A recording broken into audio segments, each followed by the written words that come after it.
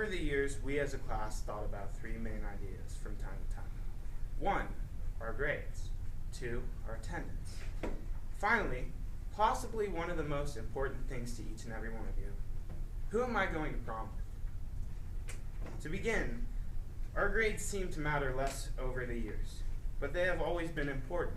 I mean, I never asked for those dumb keystones, or those English tests we were forced to take back in like 9th or 10th grade.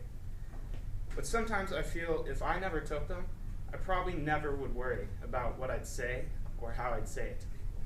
And by that, I mean, English really makes you think. Like, if you want to deny it, go for it. I'll support it. But reading all those crazy books, learning about that girl that walked through high school and Speak, and learning about the girl surviving the Holocaust in, I forget the name of the book.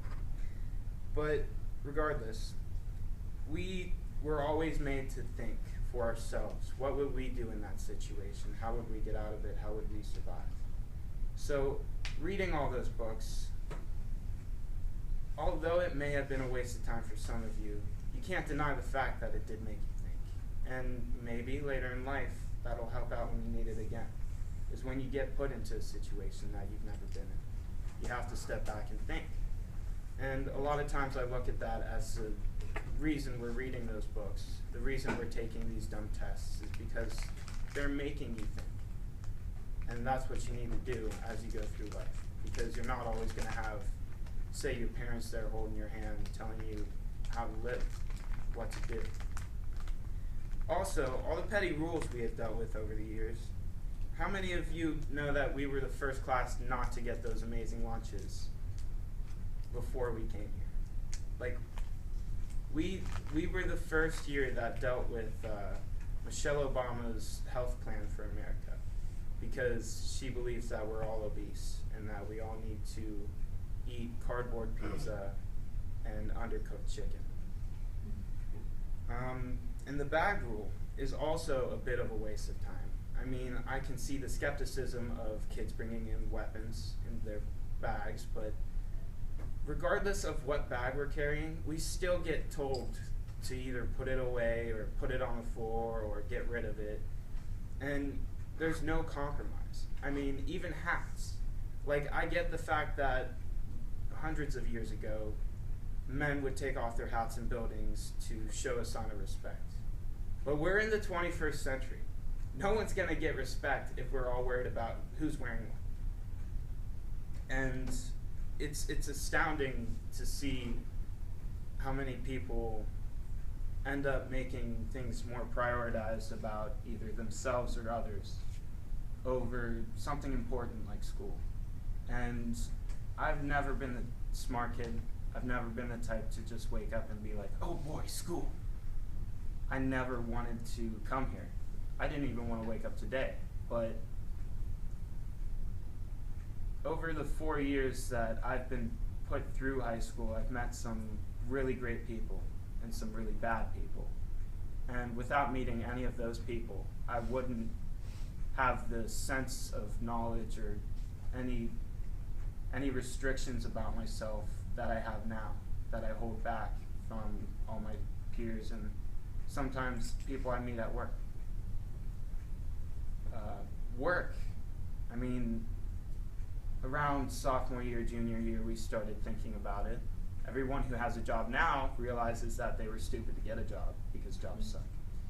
The only reason why we have jobs is that paycheck at the end of the first week or every 2 weeks. And it shows a bit of responsibility. And I think that through that responsibility, the adults that say we're going to ruin the world, our generation, they should have faith in us. They should give us a chance. Because what's going to go wrong? I mean, many things could go wrong. Many things could go wrong. But how do they know we won't be able to fix it? We've had situations in our lives where we were worried about breaking up with someone we loved or we thought we loved. We had problems where we missed loved ones and sadly they may pass away. And we had to deal with that while coping with school and after school, friends, family, work, trying to sleep, trying to eat, trying to retain as much knowledge as you can for those final exams. And above all, I think it's important to keep in mind that there's not going to be an easier way to do these things. And once we leave this place, we're still going to meet each other in different people. There's still going to be drama. There's still going to be bullying. There's still going to be negatives, but there's going to be positives. There's going to be new experiences and new friends, new family. And I think that's the most important part out of all this, is to incorporate what we've learned and put it into our future. Because the only way history repeats itself is if you forget of the history. Closing thoughts. I read those words and I just didn't understand it. I can't give you guys something to think about for the rest of your life because you'll forget it by tomorrow. But that's all right. I think the most important thing I could tell each and every one of you is to remember to tell yourself what you want to do. You shouldn't listen to what everyone else wants to do. I'm not saying you shouldn't cooperate, but I'm saying if you decide to do something in your life that you feel is important to you, then stick with it. Don't work in a cubicle for the rest of your life hating your job.